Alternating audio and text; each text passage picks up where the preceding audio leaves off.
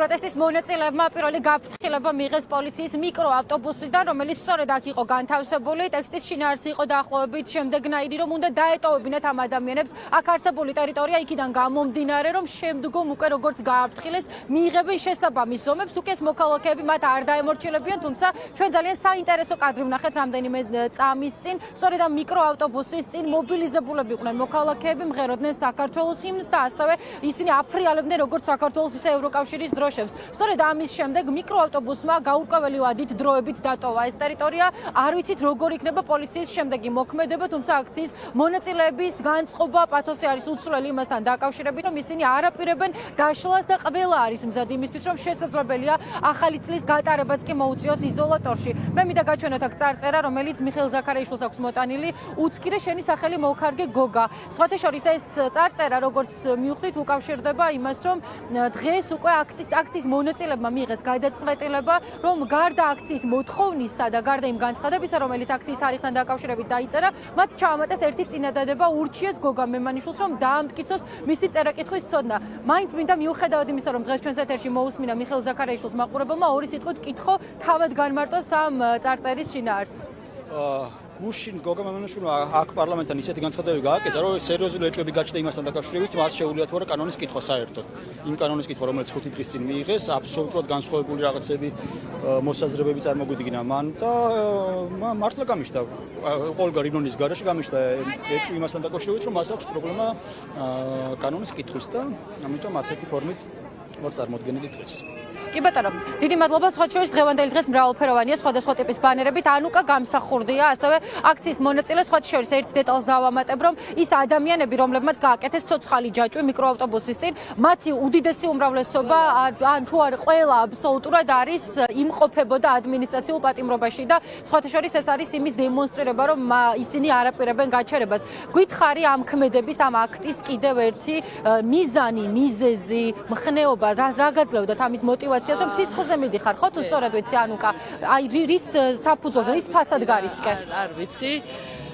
არ მაქვს ხოლმე ეგეთ დროს პასუხი, იმიტომ რომ ეს ძალიან სპონტანურად ხდება და არ იქნება სამართალი, არ იქნება მშვიდობა, არ დავიშლებით და სანამ არ მივახტებთ იმას, რაც ასე დიდი ხანია და ასე გულით გვინდა საქართველოს მოქალაქეებს. და ფიქრობ, რომ ეს ძალიან სპონტანურად მოხდა ის, რომ მართლა ყველანი ჯაჭვში დავდექით ადამიანები, ვინც ადმინისტრაციულზე უკვე ვიჭექით და არ ვიცი, შიში მეშინია, ვერ გეტყვით, რომ არ მეშინია. შიში ყოველთვის არსებობს ხოლმე, როდესაც უსამართლოდ ციხეში ჯდომა მგონია, რომ არავის არ უნდა, მაგრამ გააჩნია რატო ვზივარ და რისთვის ვზივარ და რა შედეგი შეიძლება მოყვეს ამას. არ მგონია ტროტუარიდან დაჭერილი სისხლზე გაშვებული ადამიანები ადამიანების ხმა არ გაიგოს დასავლეთმა და ამას რაღაცა შედეგი არ მოყვეს. თუ მათ უღირთ არალეგიტიმურ ჩვენ მთავრობას ვიძახი ჩვენი სისხლით გაშვება ტროტუარზე დგომისთვის, ეს მათი საქმეა, გაგვიშვან.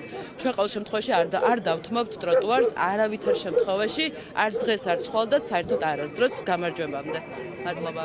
მადლობა. გუშინ სხვათა შორის იყო გაფრთხილება იმასთან დაკავშირებით, რომ ამ ადამიანებს აღარ ქონდათ უფლება ფეხით მოსიარულეთა გზაზე, სავალ ნაწილზე დავდგარიყვნენ, იქ გაეპროტესტებინათ, თუმცა ვხედავთ დღეს მაინც აგრძელებენ ბრძოლას. ასევე შეგახსენებთ იმასაც, რომ დღესვე განცხადება გააკეთა სახალხო დამცველის აპარატმა, საკმაოდ კრიტიკული ხასიათის განცხადება იყო.